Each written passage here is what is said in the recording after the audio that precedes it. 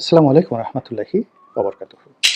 সম্মানিত দর্শক, জাতীয় নাগরিক পার্টি এটি একটা যাকে বলা হয় উদ্বোধনী অনুষ্ঠান করেছে এবং তাদের যে আত্মপ্রকাশ রাজনৈতিক দল হিসেবে সেটি তারা করেছে ঢাকার মানিক মিয়া এভিনিউতে। বিশাল জাঁকজমকপূর্ণ অনুষ্ঠান। কেউ বলছেন শত কোটি টাকা খরচ গিয়েছে, কেউ বলছেন কয়েক কোটি টাকা খরচ গিয়েছে। ঘটনা যাই হোক না কেন, অনুষ্ঠানের যে জাঁকজমক, মঞ্চের যে জৌলুস এবং যেভাবে সারা বাংলাদেশ থেকে লোকের সমাগম ঘটানো হয়েছে, সেক্ষেত্রে অনেক কথা বাতাসে ভাসছে এবং এগুলো একটু অযৌক্তিক নয়। সবাই প্রশ্ন করছেন যে এই ছাত্র যারা একেবারে নবীন, কিছুদিন আগে যাদের প্রায় সবারই অবস্থান ছিল ম্যাথসের, এবং এরা সবাই দরিদ্র পরিবারের সন্তান, বড়জোর নিম্ন মধ্যবিত্ত পরিবারের সন্তান। তাদের নুন আনতে পান্তা ফুরোতো এবং তারা যে ম্যাচে থাকতেন সেই ম্যাচের ভাড়া ২,০০০-৩,০০০ টাকা পার সিট, এবং সেখানে খাওয়া দাওয়া ৮,০০০-১০,০০০ টাকা আয় রোজগার করতে তাদের কাউকে টিউশনি করতে হতো, কাউকে কোনো কোচিং সেন্টারে শিক্ষকতা করতে হতো, অথবা আরও অনেক কিছু এগুলো করে তাদের জীবন নির্বাহ করতে হতো। কিন্তু তারা হঠাৎ করে এই গত ৬-৭ মাসে দামি দামি গাড়িতে চলছেন। তাদের সবার পরনে খুব দামি দামি পাঞ্জাবি, এক একটা পাঞ্জাবির দাম ৫০, ৬০, ১ লাখ টাকাও হতে পারে। অনেকে দামি ঘড়িও হয়তো কিনেছেন, অনেকে বিয়ে করেছেন এবং বেশ ভালো পরিবারে বিয়ে থা করেছেন। কেননা এই যে একটা সুবর্ণ সময়, এই সুবর্ণ সময়কে কাজে লাগিয়ে তারা খুব বুদ্ধিমানের মতো কাজ করেছেন। জীবনসঙ্গিনী তারা বেছে নিয়েছেন এবং ভালো ভালো পরিবারে তারা বিয়ে করতে পেরেছেন। এরপর তারা একটা সমাজের সঙ্গে সম্পর্ক করেছেন।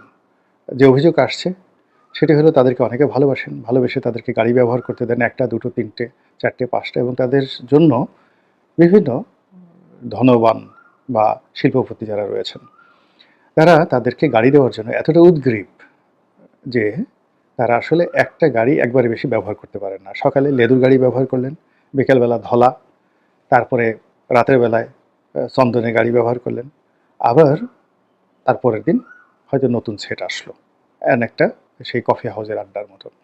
এই যে তাদের যে একটা বর্ণালী জীবন, এই জীবনের রহস্য কী? এই রহস্য আমরা সবাই জানি এবং এটা নিয়ে আমাদের অনেকের হয়তো চোখ টাটাচ্ছে।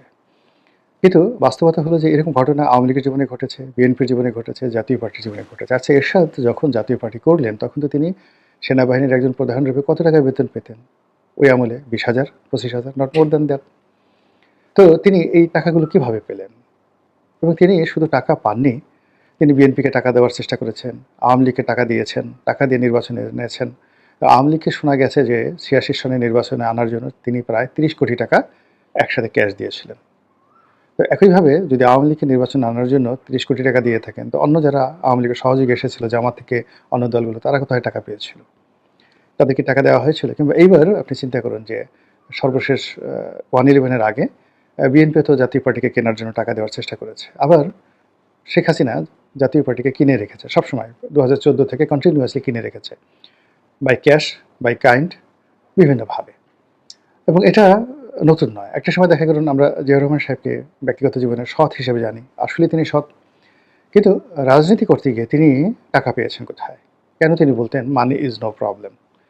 তো এই জিনিসগুলো নিয়ে যদি প্রশ্ন করেন, কাদা ছোড়াছুড়ি করেন, তাহলে দুর্গন্ধ বের হবে। সবার পেটের মধ্যেই আবর্জনা রয়েছে, সবার বগলের মধ্যেই দুর্গন্ধ রয়েছে। কাজেই খুব বেশি সাধু সাজার দরকার নেই। এখানে মূল ব্যাপার হলো তারা এখন ক্ষমতার ছড়ি ঘোরাচ্ছেন, তাদেরকে টাকা দেওয়ার লোকের অভাব নেই।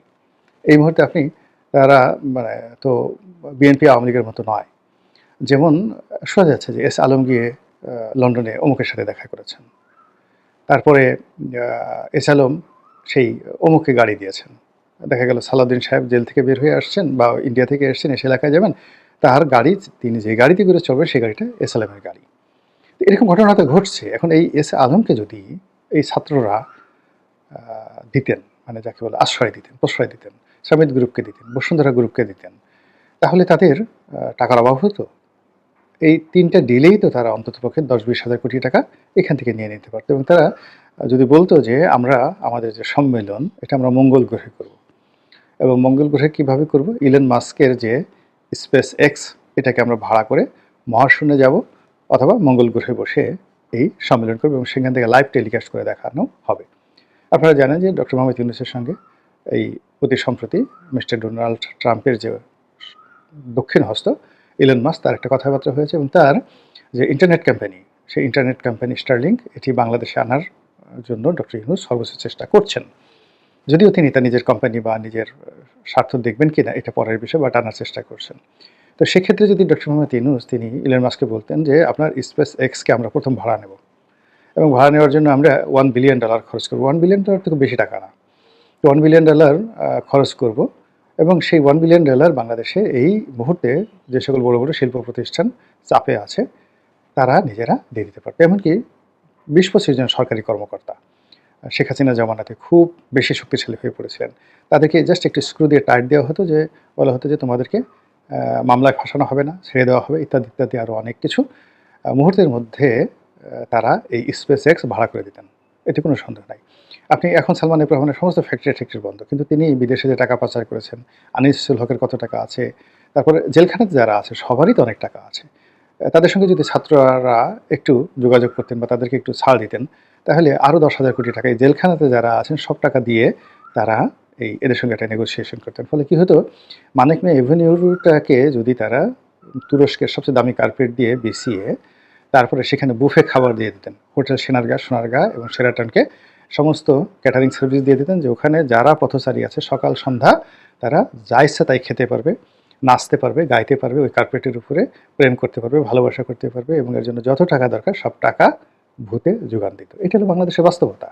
তো এই জিনিসগুলো আমরা জানি, জানার পরে আমরা ছাত্রদেরকে নিয়ে প্রশ্ন করছি তারা টাকা পেলে কোথায়। এর চেয়ে নির্বোধ কোনো প্রশ্ন হতে পারে? তাদের টাকা পেলো কোথায়? মানে যেখানে পাওয়ার তারা সেখানে পেয়েছে, আপনার টাকা তো নেয়নি, আপনি তো দেননি। তা আপনি না দিলে আপনি মুখ বন্ধ করেন, অন্যজন যে দিয়েছে তার ভালো লেগেছে দিয়েছে।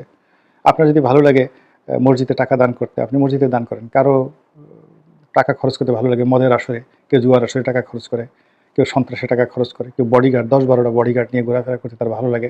তো এরকম ছাত্রদেরকে টাকা দেওয়ার জন্য অনেক মানুষ দাঁড়িয়ে আছে, অনেকের ভালো লাগে, তারা দিয়েছে। এখন কারা দিয়েছে? দেশের লোক দিতে পারে, দেশের বাইরে দিতে পারে। দেশের বাইরে টাকা দেয় আমরা এটা সবাই জানি। দেখেন এই যে এখন বেরুলো যে $21 মিলিয়ন আর $29 মিলিয়ন, মোট $50 মিলিয়ন বাইডেন প্রশাসনের পক্ষ থেকে বাংলাদেশে এসেছে এই রাজনৈতিক দলগুলোর হাতে। এবং এটা তো বড় দলগুলো নেয়নি, ছোট ছোট খুচরা দলগুলো তারা নিয়েছে, খুচরা বুদ্ধিজীবীরা এই টাকাগুলো নিয়েছে, বিভিন্ন এনজিও এই টাকাগুলো নিয়েছে। তো তারা দুইজন, মানে একটা কোম্পানিকে দিয়েছে, আমেরিকার একটা কোম্পানিকে, তারপরে সেই কোম্পানি মানে আমেরিকান কোম্পানি মানে ইউএসএআইডি দিয়ে দিয়েছে এটি বাংলাদেশি ফার্মকে বা একটা এনজিওকে বা একটা প্রতিষ্ঠানকে, যেখানে জনবল 2 জন, এর বেশি নাই। এই 2 জন আবার এই টাকাগুলো নিয়ে খুব সুকৌশলে অনেকের মধ্যে ভাগাভাগি করে দিয়েছে।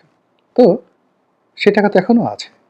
এখন আমেরিকার ডোনাল্ড ট্রাম্প দেবে না, কিন্তু ডোনাল্ড ট্রাম্পের সাথে ধনীরা তো সেখানে রয়েছে। এমনকি আমেরিকাতে অনেক ধনী ব্যক্তি রয়েছে যাদের সঙ্গে ডক্টর মোহাম্মদ ইউনূসের খুব ভালো সম্পর্ক, যারা আমেরিকান রাষ্ট্রের চাইতেও বেশি দান খরচ করতে পারে। আপনি চিন্তা করেন, ইলন মাস্ক যেমনভাবে ধনী আছে, সেখানে মার্ক জাকারবার্গ থেকে শুরু করে এখানে বিল গেটস, এখানে জেফ বেজোস থেকে শুরু করে আরও অনেকে, যাদের অনেকের সঙ্গে ডক্টর মোহাম্মদ ইউনূসের ভালো সম্পর্ক রয়েছে। বাইরে থেকে টাকা আসতে পারে, বাংলাদেশের ব্যাপারে আগ্রহ আছে, উদ্দীপনা আছে, চীন টাকা দিতে পারে। আমরা শুনেছিলাম যে 18 সনের যে নির্বাচনটি, সেই নির্বাচনটি ভারতের একটা মাস্টার প্ল্যান ছিল, যে এখানে 70 থেকে 80টি সিট বিএনপিকে দেওয়া হবে আর বাকিগুলোকে ম্যানিপুলেট করে আওয়ামী লীগ নেবে এবং একটা শক্তিশালী পার্লামেন্টারি ফর্ম অফ গভর্নমেন্ট তৈরি হবে এবং পরবর্তীতে সেটার উপর ভিত্তি করে আগামীতে অর্থাৎ 24-এ যে নির্বাচনটা হবে সেটা একটা ফ্রি ফেয়ার ইলেকশন হবে।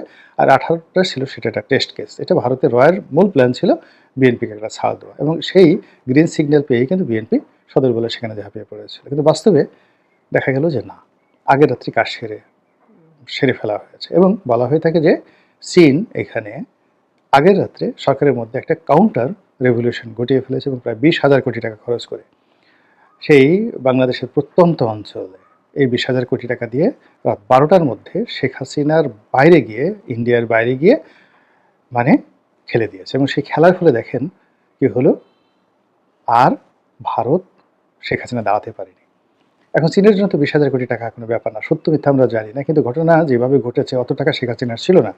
একটা ওসিকে যদি 3 কোটি টাকা দিয়ে থাকে, তাহলে 460টি উপজেলা বা 500টি যদি থানা থাকে, মেট্রোপলিটন থানা সহ আরও বেশি, ধরুন 6টি, তো 6টি যদি 600টি থানা থাকে, 1800 কোটি টাকা শুধু ওসিকে।